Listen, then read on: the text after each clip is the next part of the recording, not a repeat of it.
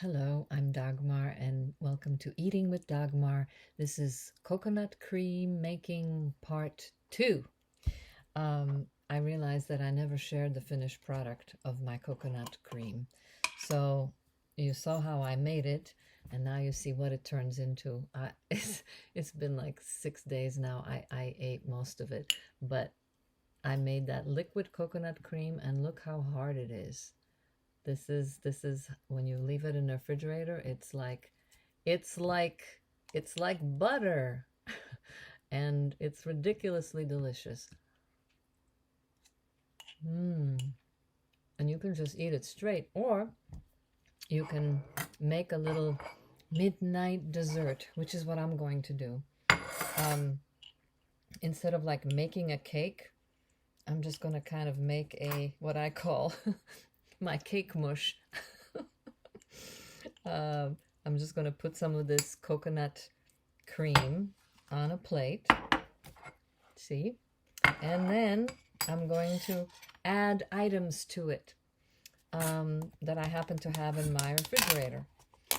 One of them is the pistachio butter that I made, was it 2 weeks ago? 2.5 weeks ago? See how long it lasts? I mean, you don't need a lot of it, right? Also, kind of hardened, so I'm going to take some of that pistachio butter and coconut cream. I think that's an interesting combination. And I need a treat today because I had a very traumatic event. I was auditioning for a grandmother today. I mean, nothing wrong with that. It's just I don't identify as a grandmother.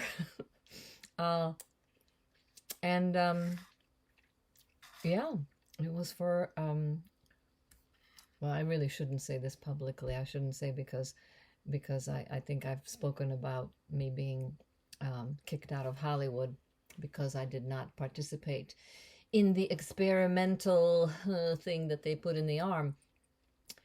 So I've been auditioning for non-union things. And this was a commercial for, I think, one of those big supermarket. I guess I shouldn't mention it. But anyway, grandma. I mean, okay. They wanted her to be warm and kind, but the description was like, grandma is grandma. And I guess a lot of times when I hear myself talking, I do sound like grandma. When I talk about, well, back in 1966, when we first escaped from Czechoslovakia, I remember. So I guess, I mean, I am the age that a grandmother would be, a grandmother's age, right? But still, it's a big shocker to be auditioning for grandmas. So because of that, I'm making myself a consolation prize dessert mix here. So here I have coconut cream, pistachio butter, and then I have some of my raw butter. I'll put that in there too. That'll make it intriguing. And I'm going to mush it all up. That's all I'm really going to do. It's not like, I mean, cake, you can create it in the shape of a cake or a cookie, but who cares about shape? It's, it's a little dessert that will be created. And then I have some of my dates from California. I will put one of those dates in there. And the date is, as I always say, the marrying food. It will marry all these flavors, even though you don't have to work too hard to marry these flavors. And then I have some of the Amish unsalted cheddar cheese, grass-fed, from unvaccinated cows.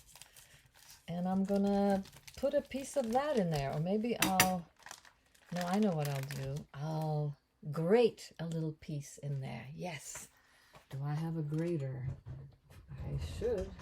Yes. Here we go. Here's a little grater. And you would think like, oh, cheese with all this. It's raw cheese and it's unsalted. But you could do it with salted too, because every cake always have a little bit of saltiness in it. So I'll just grate a little bit of this in there, and you'd be amazed. Just a little piece of cheese with a date as a quick snack is also pretty amazing. This grating is not looking not looking attractive. But this isn't about looks. There's a fruit fly in my house. It must be from all these tomatoes that I have sitting around here. So, here we go. This cheese is now grated in there. So that's some protein. So basically this meal has nice protein, a little bit of carbs, and some good fat. What else could a girl want on an evening in North Carolina?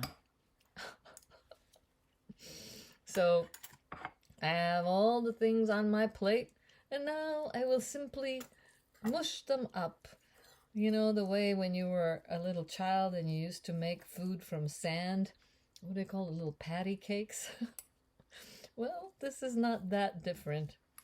I'm just mushing up all those ingredients, and I'm intuiting that they will be very good together. So it's sort of like, I don't know, what would one call this? Like a Insta cake mush. Feel good food. Okay, for a traumatized ego. Grandma, why here I am, Grandma making my meals right here. Why, look at that. This is what grandmas eat who have dentures and can't eat their food. They gotta mush it up and turn it into some kind of green guacamole goo. And this is supposed to be my consolation prize. Okay, well, who knows? It might be good. It might be good. It might be gross, and I promise I won't lie. All right, let's see what I created.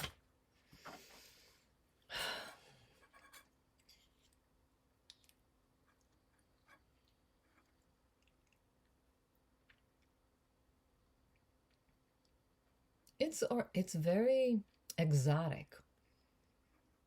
It tastes like some kind of an exotic, and I bet if I put this in the freezer for a moment, it would harden even more. It would go back to hardening. No, this is completely acceptable.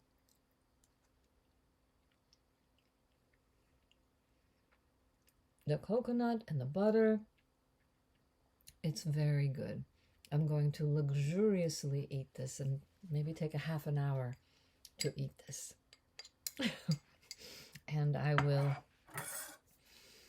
think of better days when I was auditioning for the mother or the other woman.